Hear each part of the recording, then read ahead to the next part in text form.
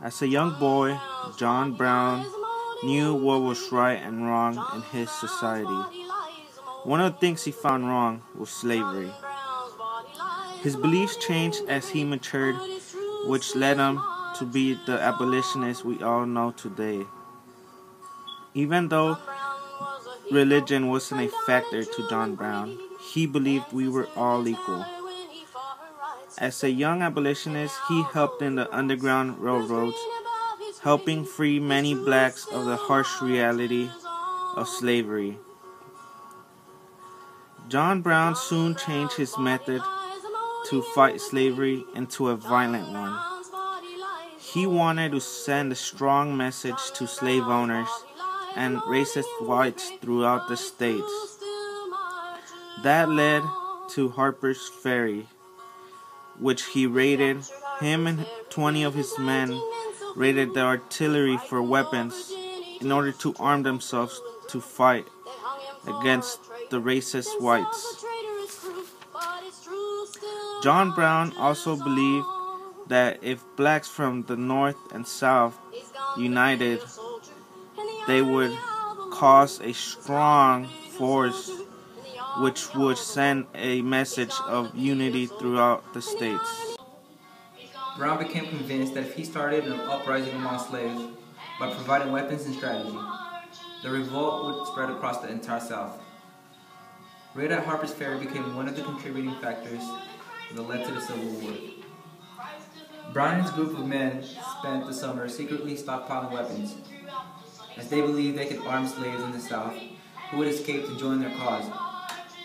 Brown traveled to Chambersburg, Pennsylvania at one point that summer to meet with his old friend, Frederick Douglass. Hearing Brown's plans and believing them suicidal, Douglass refused to participate. What went wrong during the John Brown raid?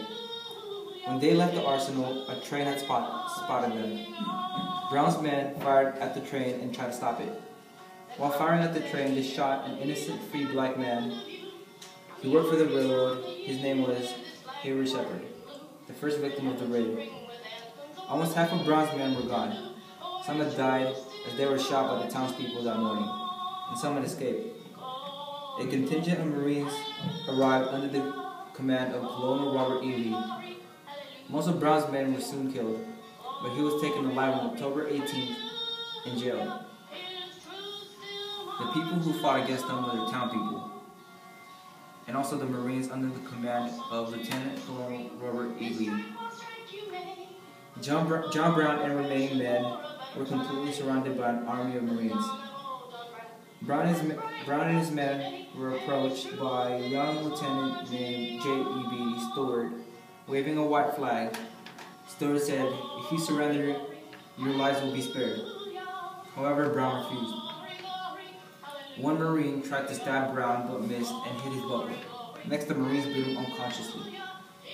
In conclusion, John Brown was found guilty for his acts at Harper's Ferry. He was hanged December 2, 1859. He died for his cause and was later referred to as abolitionist martyr.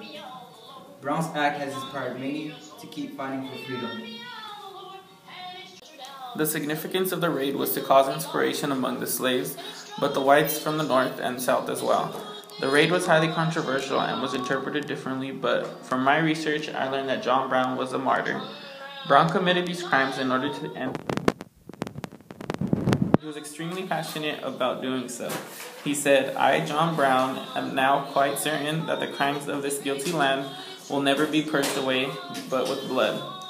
John Brown was an inspiration to many. He was a white man fighting to eliminate slavery. He was white and could do whatever he pleased, but he chose to protect the rights of blacks.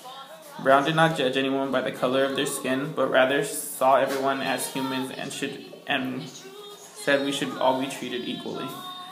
John Brown was a martyr for the cause of emancipation, the abolition of slavery, and freedom. A martyr is a person who is put to death or endures great suffering on behalf of any belief, principle, or cause. Brown says, "I will die fighting for this cause. There will be no peace in this land until slavery is done for." What caused him to think like that? When he was young, he saw an African American boy being mistreated, and from that day forward, he swore eternal war with slavery.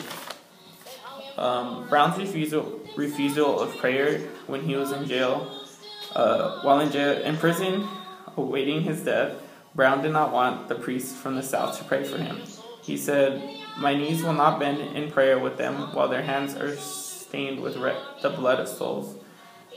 They owned slaves, which caused him to deny their services. What did the raid spark? By doing the raid and dying for his purpose, he inspired people to begin anti-slavery movements. This was also one of the triggers that started the Civil War, made people think differently and not be closed-minded anymore. John Brown was an inspiration to many, was known as a martyr against the American anti-slavery cause, and sparked many anti-slavery movements. Even though John Brown's raid was unsuccessful, he still managed to become a great influence in American history. The raid is known as one of the triggers to the Civil War, the war that ended slavery. John Brown's place in history was a hero, even though people think he was a murderer. John Brown was born in the deepest religious family, led by a father who was greatly opposed to slavery. John Brown was obsessed with the cause that he raised a black youth as one of his own. As a contribution to the cause, he sacrificed himself and his sons at Harper Ferry's raid. John Brown was a man of action, a man who will not be deterred from his mission of abolishing slavery. He believed that violence was the only way from stopping the evils of slavery. Here are some of John Brown's words.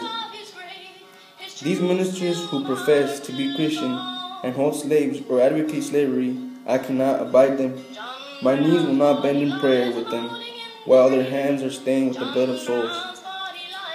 John Brown helped finance the publication of David Walker's Appeal and Henry Highland's Call to Rebellion speech, even though he wasn't financially successful. Another accomplishment was that he participated in the Underground Railroad, and in 1851 he established the League of Galeadines. John Brown became a major figure in 1855 when he followed his sons to Kansas City, where he became the leader of anti-slavery guerrillas and fought a pro-slavery attack against the anti-slavery of Lawrence. In conclusion, here are some words of David Thoreau about John Brown. "He did not recognize unjust human laws, but resisted them as he was bid. No man in America has ever stood up so presently and effectively for the dignity of human nature. With every drop of his honest blood, he hated slavery, and in his early manhood, he resolved to lay his life on freedom's altar, whipping art that insufferable action. He never faltered. So godlike was his incapable soul that he dared to face the world alone.